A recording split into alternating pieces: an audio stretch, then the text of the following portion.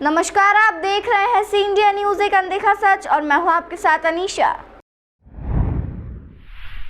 इंदौर के बेलेश्वर महादेव मंदिर में पिछले दिनों रामनवमी के दिन हुए बावड़ी हादसे में हाई कोर्ट ने इंदौर कलेक्टर इलैया राजा टी और नगर निगम कमिश्नर हर्षिका सिंह को नोटिस जारी किया है। नोटिस में कोर्ट ने पूछा कि इतने बड़े हादसे के लिए जिम्मेदार लोगों पर अब तक आपराधिक केस क्यों नहीं दर्ज किया गया। कोर्ट ने 4 हफ्तों में जवाब मांगा है। मंगलवार को एक जनहित याचिका पर सुनवाई हुई। याचिका की अगली सुनवाई जून के दूसरे सप्ताह में होगी। इंदौर के पटेल नगर में रामनवमी के दिन बेलेश्वर महादेव मंदिर में बावड़ी धंस गई थी। इसमें 18 लोग घायल हुए थे, वहीं 36 लोगों की मौत हो गई थी, जिसे लेकर पूर्व पार्षद दिलीप कौशल ने हाईकोर्ट की इंदौर बेंच में याचिका लगाई थी। याचिका में जांच अधिकारी पर भी सवाल उठाते हुए आरोप लगाया है कि इस मामले की निष्पक्ष मैजिस्ट्रियल जांच संभव नहीं है। हाईकोर्ट को खुद की निगरानी में इसकी जांच कराना चाहिए। कोर्ट ने मंदिर ट्रस्ट और जांच अधिकारी को भी नोटिस जारी किया है। 36 लोग उस बावड़ी में शांत हो गए। 36 भक्तगण उस दिन रामनवमी वाले दिन वहाँ पूजा अर्चना कर रहे थे। पूजा अर्चना करते टाइम अवैध निर्माण था उस बावड़ी के ऊपर। वो बावड़ी ढह गई, जिसको लेकर मैंने 36 लोगों की मौतें हो गई। उनको लेकर हमने याचिका लगाई थी। जनहित याचिका इसलिए लगाई कि जुडिशल जांच जो होगी वो न्यायिक जांच जो कोर्ट के निर्देश में होगी और वो बराबर सही साठ होगी। इसी को लेके हम कोर्ट गए। सर, लेकिन बावड़ी जब बूर दी गई है तो मजिस्ट्रियल जांच किस बिंदु पे होंगे? बावड़ी को तो खत्म कर दिया। बावड़ी को लेके हम एक आवेदन और दे रहे हैं। वो सारे जो सबूत थे नष्ट करने में लगे हुए हैं। किस किस को आरोपी बनाना है? उसमें आरोपी नगर निगम है और कलेक्टर हैं, और जो बेलेश्वर की जो ये अध्यक्ष हैं वो हैं, जिसको लेके अभी आवेदन तैयार है जो निचली कोर्ट में लग जाए। पूर्व पार्षद दिलीप कौशल ने वरिष्ठ एडवोकेट डॉक्टर मनोहर तलाल के द्वारा लगाई गई है। मंदिर ट्रस्ट ने 25 अप्रैल 2022 को नगर निगम के नोटिस के जवाब में बावड़ी के बारे में लिखा था। ट्रस्ट अध्यक्ष सेवाराम गलानी और सचिव मुरली सबनानी ने जो जवाब दिया है, इसमें लिखा है कि बावड़ी जर्जर है, इसे ठीक करना है। इस काम में निगम से मदद चाहिए। इसके बाद भी निगम के पास इसका रिकॉर्ड नहीं है। 23 अप्रैल को मंदिर को नोटिस दिया गया था। 25 अप्रैल को मंदिर ट्रस्ट ने जवाब भी दिया। इसके बाद भी कोई कार्रवाई नहीं हुई। 11 मई 2022 को फिर खुद स्नेह मंडल विकास समिति के मंच के तहत रहवासियों ने तत्कालीन निगम आयुक्त प्रतिभा पाल से मुलाकात कर अवैध निर्माण की बात कही, लेकिन नगर निगम द्वारा कोई कार्रवाई नहीं की गई। इसके बाद 30 जनवरी को भी अंतिम आदेश जारी किया था, लेकिन कोई कार्रवाई नहीं की गई। पूरे मामले में नगर निगम की घोर लापरवाही रही। तो उसी अवैध धन वसूली के अंतर्गत जो इस बावड़ी पर और इस बगीचे पर जो अतिक्रमण हुआ था और शिकायतें हुई और अवैध निर्माण हुआ, तो उसके खिलाफ कोई कार्रवाई नहीं की। ऐसा नहीं किया। तो यदि ये अवैध निर्माण पर अपनी ड्यूटी फुलफिल करते, 307 का नोटिस दिया, उसके बाद भी जाके तोड़ आते, तो ये हादसा नहीं होता। सर, याचिका में क्या तथ्य रखे गए थे और क्या आदेश हुआ है? हाँ, यही हाँ। तो याचिका में ये सब तथ्य जो मैंने आपको बताया कि इंदौर नगर निगम में ये जो है भ्रष्टाचार का परिणाम है। अतिक्रमण करना, अवैध निर्माण करना, उनसे अवैध धन वसूली कर ली जाती है, उनको रिमूव करने की कार्रवाई नहीं की जाती।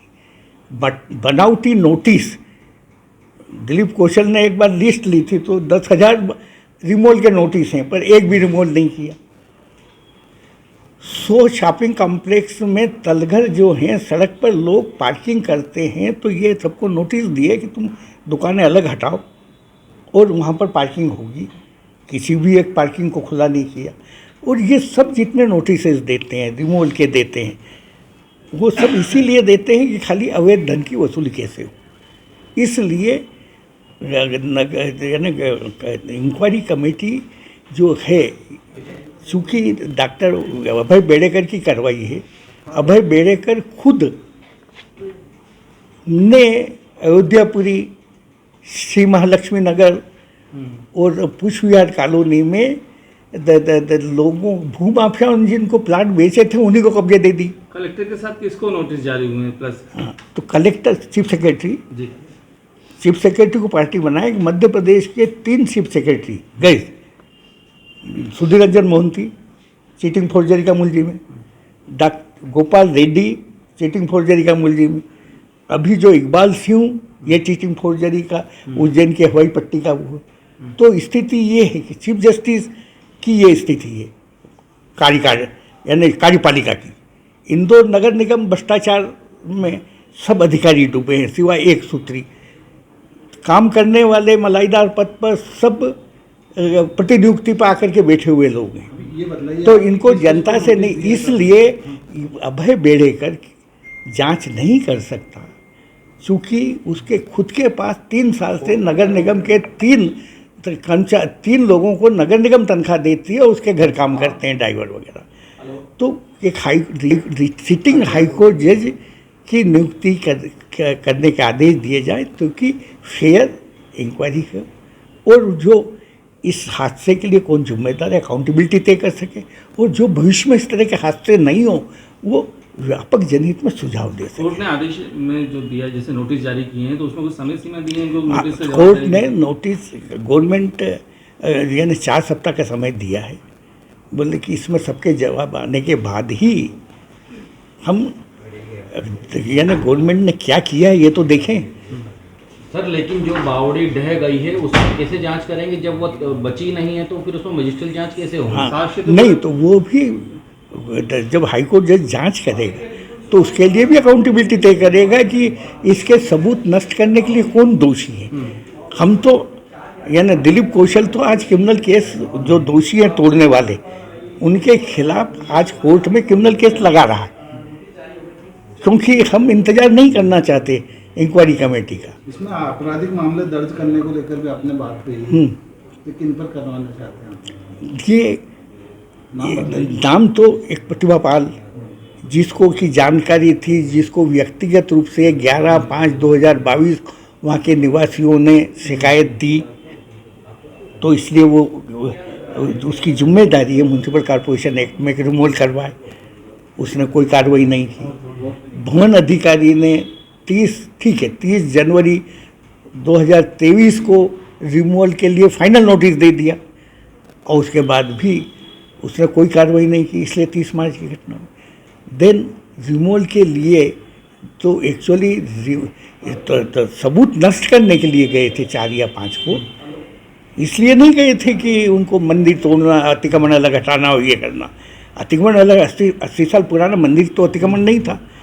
स्कीम इसके बाद बनी, मंदिर को बगीचे का पार्ट बनाया गया, तो मंदिर भी बगीचे का पार्ट था, बावड़ी भी बगीचे की पार्ट थी। उसके बाद में उनको नष्ट करने, उनको तोड़ने के पीछे एकमात्र कारण सबूत नष्ट करना। कलेक्टर को भी इसमें आपराधिक मामले बनाएंगे? कलेक्टर की जो जिम्मेदारी थी वो हाईकोर्ट जज तय करेगा कि उसने अपने अंडर के अपर कलेक्टर को कैसे इंक्वायरी ऑफिसर बना दिया। निगम के तो रिकॉर्ड में नहीं है कि वहाँ बावड़ी है। ये झूठ बोलते हैं। निगम ने वहाँ मोटर यानी कि जो बावड़ी पर जब सब लाशें निकाली गई तो वहाँ नई इलेक्ट्रिक मोटर लगी हुई थी, इलेक्ट्रिक कनेक्शन था पुराना जो कि कटा हुआ था, और पाइपलाइन थी जिससे पानी बाहर निकलता था। बहरहाल याचिका की अगली सुनवाई जून के दूसरे सप्ताह में होगी। इंदौर से द नेशन टाइम्स की रिपोर्ट। तमाम खबरों के लिए जुड़े रहिए हमारे साथ और देखते रहिए सी इंडिया न्यूज़, एक अनदेखा सच।